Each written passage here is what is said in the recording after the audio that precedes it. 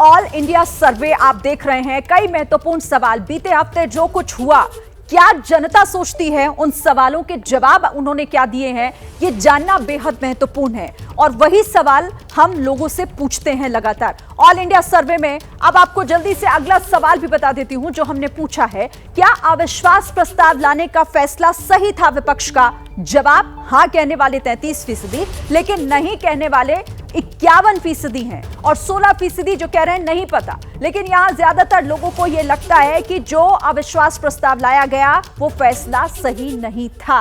अगला सवाल भी जल्दी से देख लेते हैं, यह भी अविश्वास प्रस्ताव से जुड़ा हुआ है कि आखिर इस प्रस्ताव का फायदा ज्यादा हुआ किसे है। तो यहां देखिए, हमने जब पूछा तो लोगों ने क्या जवाब दिया। 40% एनडीए को मानते हैं कि ज्यादा फायदा हुआ, 13% इंडिया विपक्ष के मोर्चे को मानते हैं, 36% कह रहे हैं दोनों को कोई फायदा नहीं हुआ, लेकिन 11% कह रहे हैं पता नहीं। लेकिन ज्यादातर यानी 40% का यह आंकड़ा जो कह रहे हैं कि इस अविश्वास प्रस्ताव से एनडीए को फायदा हुआ है।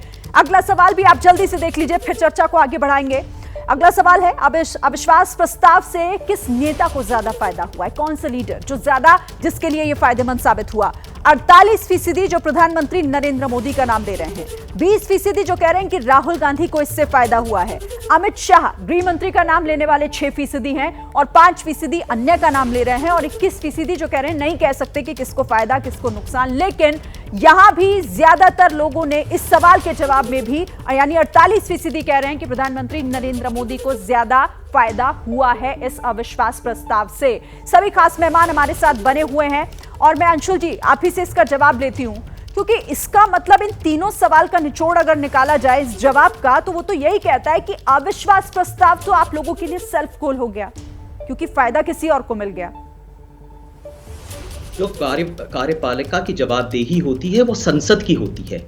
ये संसद में प्रधानमंत्री को आकर संसद को जवाब देना है कि यहाँ पर उनके कार्यक्रम क्या है, उनका इंतजाम क्या है, उनका बंदोबस्त क्या है, इस मुल्क का संचालन कैसे हो रहा है।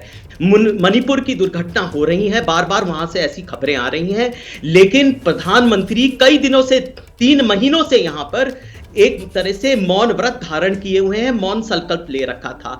विपक्ष को कोई और विकल्प नहीं था कि प्रधानमंत्री से ये जो उनका जो मौन व्रत था उसको तोड़े कैसे, उनको जवाब देना ही था आके संसद में। ये गलत सही था, ये तो अलग बात है, सर आपका सर्वेक्षण सही है गलत है वो अलग बात है, लेकिन प्रधानमंत्री को अपनी जिम्मेदारी, अपना दायित्व, अपनी जो एक तरह से जो संसद के प्रति है वो तो करना ही है ना।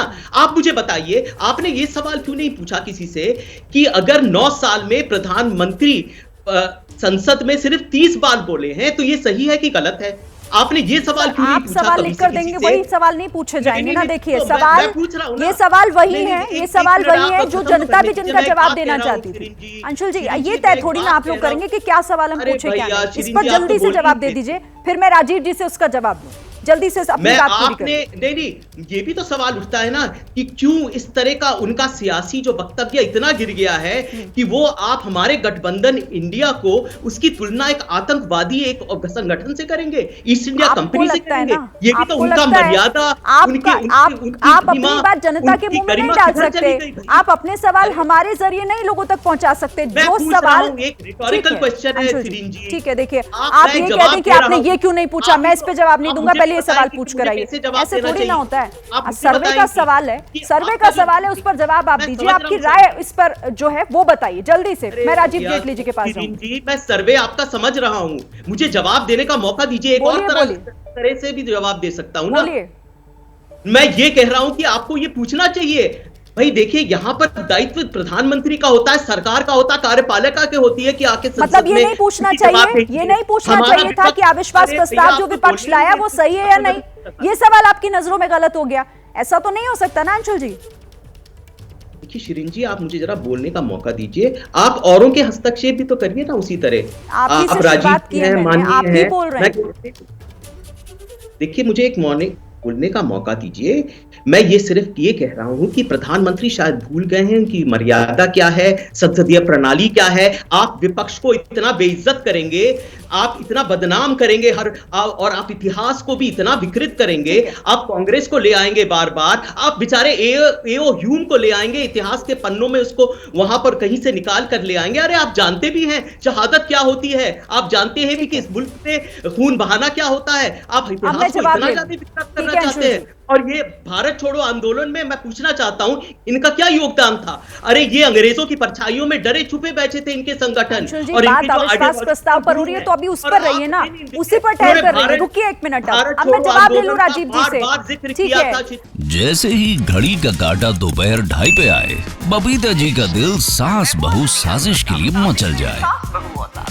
और ये है इनकी बहू, पूरे दिन ऑफिस की टेंशन हो जाए गॉन जब ये करें अपना फेवरेट शो फ्री टाइम पे ऑन। इनकी तरह आप भी देखिए अपना फेवरेट शो अपने टाइम पर और डाउनलोड कीजिए एबीपी लाइव ऐप अपने स्मार्ट टीवी पर।